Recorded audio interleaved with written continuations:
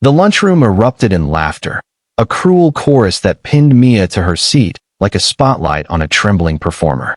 She was 13, small for her age, with glasses too big for her face and a quietness that made her an easy target. Her tray of lukewarm cafeteria spaghetti sat untouched as three girls loomed over her table, their shadows stretching across the scratched plastic surface.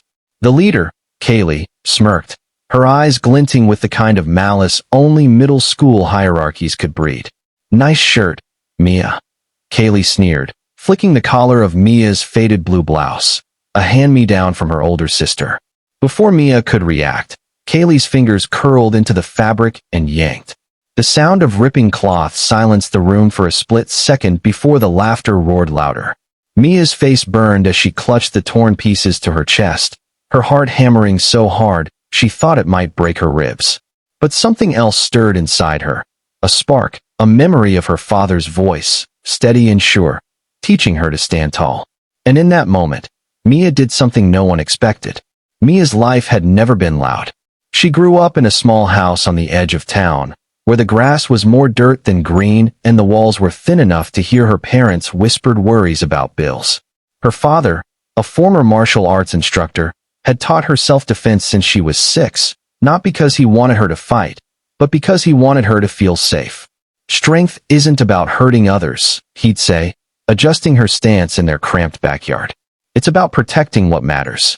Mia loved those lessons, the way her father's calloused hands guided her through punches and blocks, his pride shining brighter than any trophy.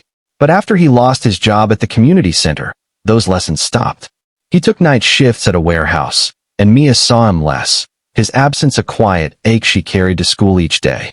School was its own battlefield. Mia wasn't invisible. She wished she was, but her quiet nature and thrift store clothes made her a magnet for Kaylee and her crew.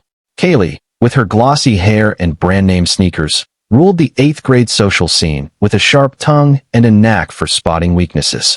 Mia's weakness was her silence. She never fought back, never spoke up, just ducked her head and let the taunts slide off her like rain. But the rain had been falling for months, pooling into something heavier, something that pressed against her chest until she could barely breathe.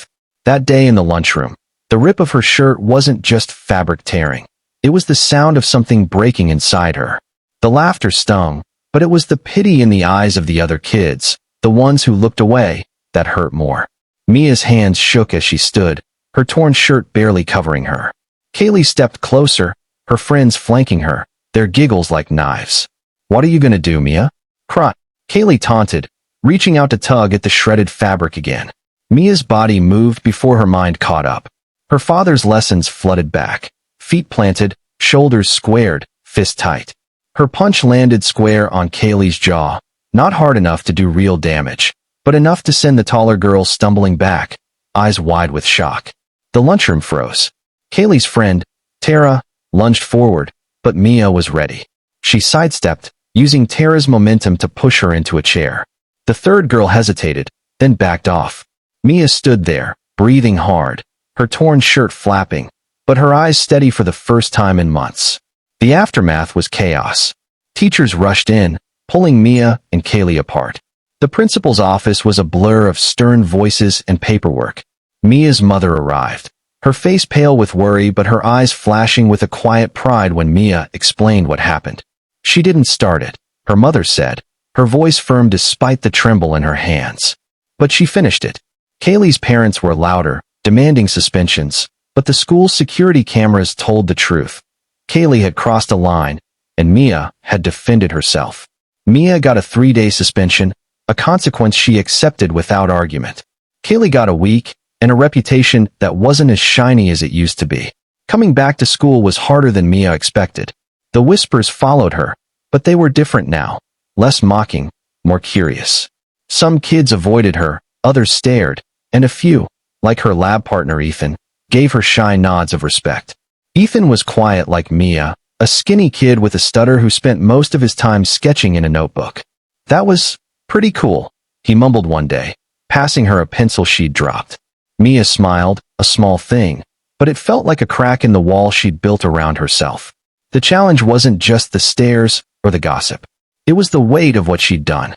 Mia wasn't proud of hitting Kaylee. She didn't like hurting anyone, but she was proud of standing up. Still, the memory of that moment kept her awake at night, replaying the sound of her fist connecting, the look on Kaylee's face. She wondered if she'd changed, if she'd become someone her father wouldn't recognize. When she finally told him, sitting at their kitchen table after his shift, his tired eyes softened. "You protected yourself, Mia," he said, squeezing her hand. "That's what I taught you for."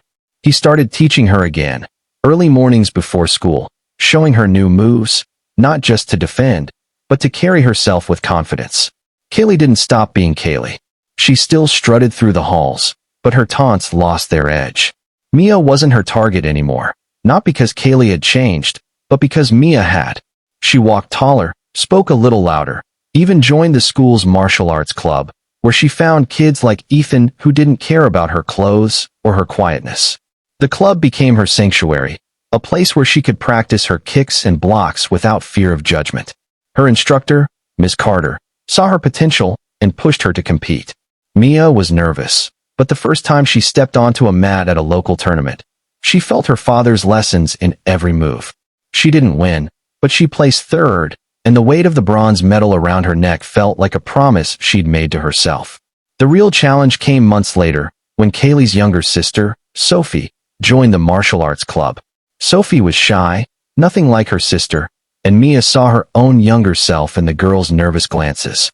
One day, after a rough practice, Sophie dropped her water bottle, and a few kids snickered. Mia picked it up, handed it to her, and said, "You're doing great. Keep going." It was a small moment, but it felt bigger than the punch in the lunchroom. Sophie started shadowing Mia at practice, and Mia found herself teaching her, the way her father had taught her. It wasn't easy. Sophie was clumsy, and Mia wasn't used to leading, but she remembered her father's words about strength. Protecting what mattered wasn't just about fists, it was about lifting others up. By the end of the year, Mia wasn't the quiet girl anymore. She was the girl who stood up, who fought back, who helped others find their own strength. The lunchroom incident faded into school legend, but it left Mia with a truth she carried everywhere. Courage wasn't about being fearless, but about choosing to act despite the fear. She still wore hand-me-downs, still sat alone sometimes, but she wasn't invisible anymore. She was Mia, and that was enough.